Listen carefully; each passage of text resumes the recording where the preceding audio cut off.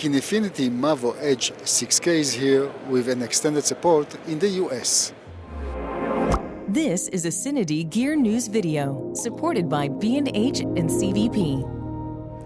Hi guys, I'm Johnny from CineD and I'm here with Sarah from Kinefinity. Sarah, how are you? Hi, I'm great. Oh, it's so nice to be here again.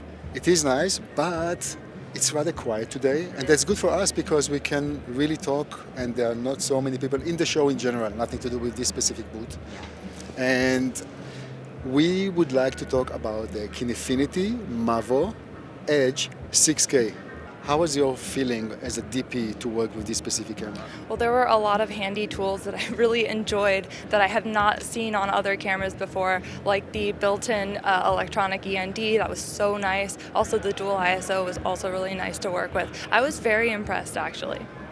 Did you also have the chance to work with the 8K camera, with the MAVO Edge 8K? I did. I actually shot a short film in December on the 8K. And they are very similar, also body-wise it's really the same.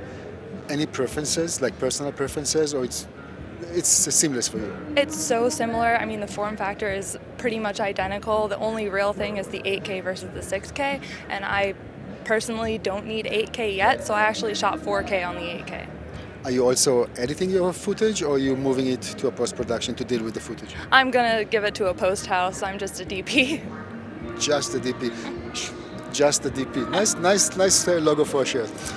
Sarah, one of the things that we, personally I'm really concerned about is the lack of knowledge that people have about not really where to get the camera, but also about service. I think here in the US, because Europe is quite fine, there is a proper address where to get the camera and how to get service. But somehow in the US, for a very long time, Kinefinity had kind of, I don't want to say it's not an issue, but it's a matter of like, great camera, what do I do with this? Is this issue solved by now?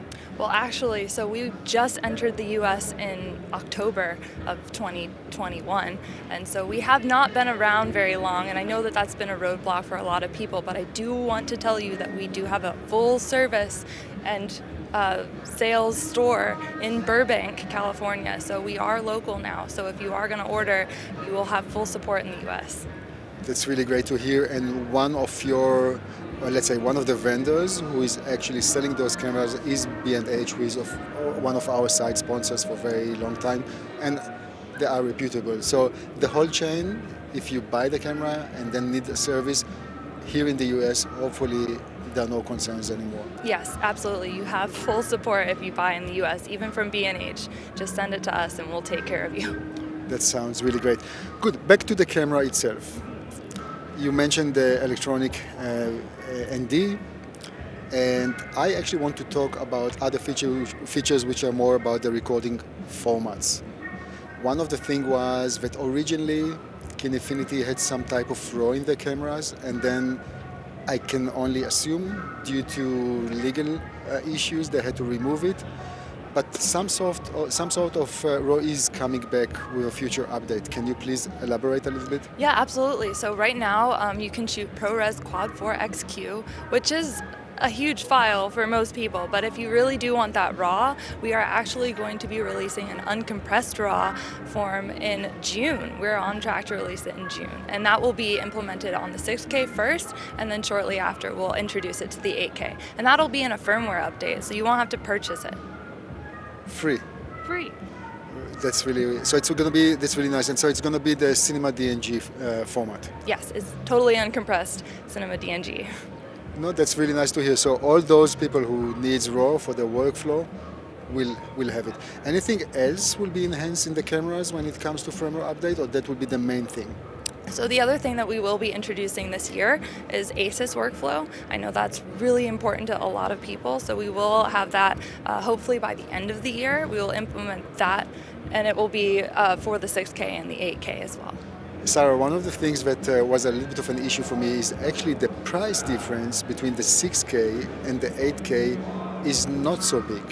And this is actually hurting the 6K camera when it comes to competitions with other products in the market.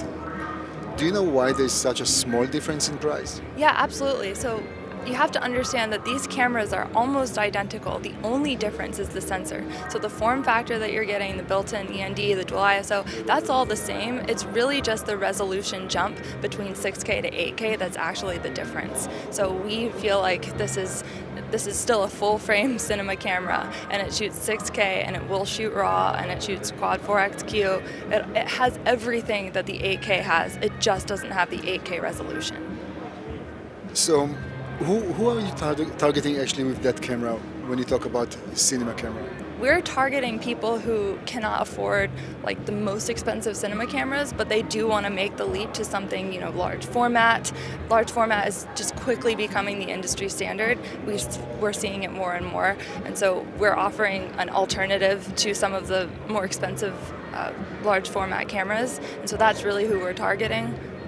And what about accessories? For any specific cages or way to handle the camera which might make it a bit easier? We've partnered with MAVO, and they've designed our proprietary UPS baseplate cage, so you can get that, and that will be able to give you a hot swap, and so you can just pull your battery on, and you can use the BPU battery or the V-mount battery. But Tilta is also going to make a cage for us. They actually made a cage for us. We have an 8K camera up in space right now. I think the astronauts just came back, so they're going to have a lot of cool footage to see. But Tilta designed their anti-gravity cage for them, and they're going to be releasing a land version as well. Anything else that you, as a DP and as a person who works with Kinefinity, would like to elaborate? I would love to touch upon the highlight stop capability. If you were following us before, you'll know that this was a familiar thing, but we have still carried it over to the 6K. It's been a very popular little tool among MAVO Edge users. You can actually adjust your highlight stop. So if you have a blown out window, but you want to keep your ISO at one of the native ISOs, you can just adjust your highlight stops to save some detail in the highlights without really sacrificing your low light. How about pricing and availability? Yeah, so the 6K is 10K and the 10,000. And then the 8K Sounds like an internal joke between the guys here. 6K is 10K and the 8K is 12K. The 8K is 12,000. So they are very similarly matched, but again, it's just the resolution that's going to change. okay. And about availability, because we know there are some small, big issues with delivery cameras in time. When people will be actually be able to purchase these? Yes, so if you buy in the US, we actually still have several units left. So we are shipping them now. And we also are offering this new Cyber Edition, as you can see here. And that is one of the colors that you can get. And we still have a limited amount left. So if you buy them now, we are shipping now. I love the marketing, a limited amount. That always works, huh? No, but it's good to know that there are at least cameras, because with some other manufacturers there's simply no cameras, and that's yeah, chip shortage. Yeah.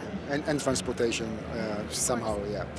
Good, Sarah. Thank you very much. Really nice talking to you, guys. Thank you very much for watching this video, and please don't forget to subscribe to our YouTube channel. And much more is coming from the NAB show floor.